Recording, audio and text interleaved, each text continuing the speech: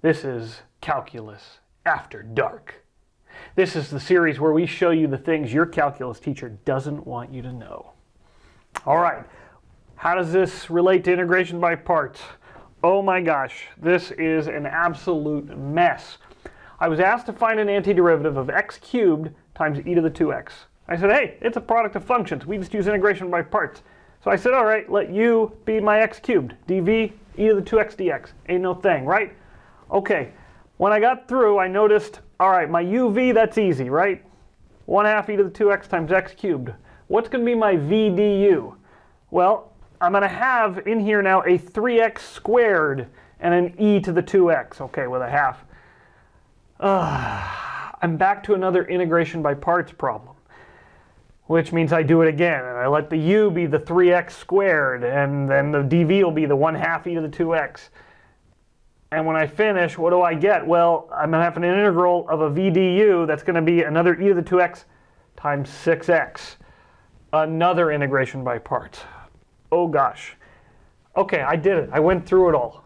Okay? I have that kind of commitment to my craft. But oh my gosh, what a mess. And I can't tell if I've made a mistake somewhere. There's just too much going on. So what we want to do is clean this up a little bit. All right? The way we're going to clean it up is by using our eraser. And we're going to erase the things that are important, but I can just imagine we're there. Right? I don't actually need to write them to see what the actual answer is. So first, every time I went through this, you know, I wrote down my u's and my du's and my v's and my dv's. And sure enough, those are important, but if I'm doing this 14, 15, 100 times, I don't need to write them down every single time. Okay, if you're doing integration by parts one time, yeah, just write those things down, right? You know what you're doing. But if you're going to be doing it this many times, maybe we can organize it better so that we don't have to write those down. Not only that, but you notice that I had to write down, well, du equals 3x squared dx, and then, well, since I was going to go through this again, my u was also 3x squared, so there was some duplication there. Okay, then I have these equal signs. I don't need equal signs either. Let's just erase some things and see what's left, right? All the things I just said we're going to get rid of, let's just get rid of them. Let's see.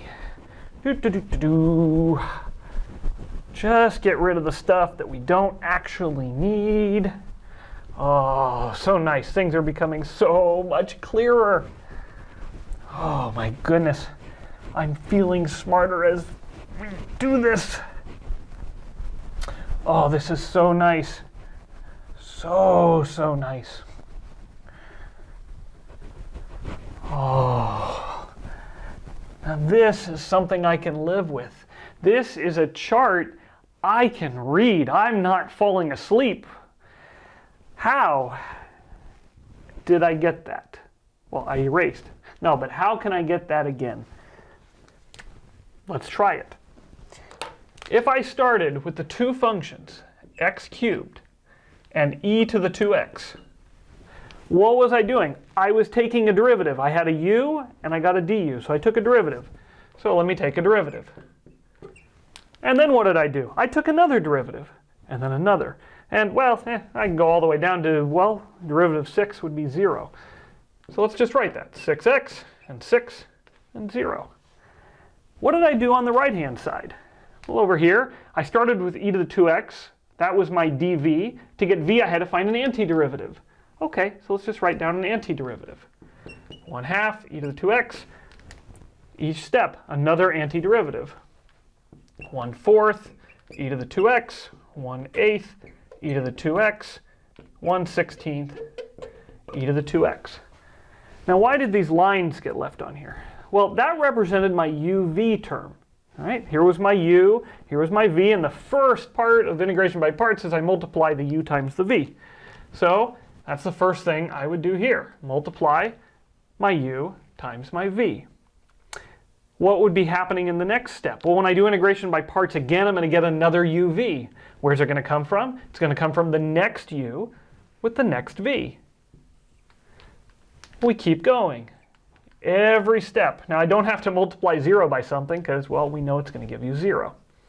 Okay, now there's one more subtlety here. The last subtlety is as follows. When we used integration by parts, we had to have a minus before our new antiderivative, which means the next uv we get, right? This first one, okay, it's just uv, but the next uv we get is inside this antiderivative. It gets affected by that minus sign. So we're going to have a minus here. Okay, that means now when we go to the next one, well, there's two minuses that are going to propagate. The one that you got from the first integration by parts and the one you got from the second. Okay, but a minus minus gives us a plus. The next time we're going to get another minus sign. So we end up with a minus. And now we can just read the answer off. We take x cubed times a half e to the 2x.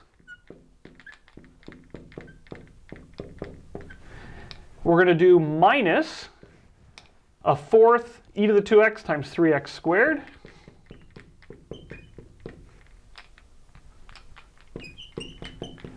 And then we have 6x times an eighth e to the 2x.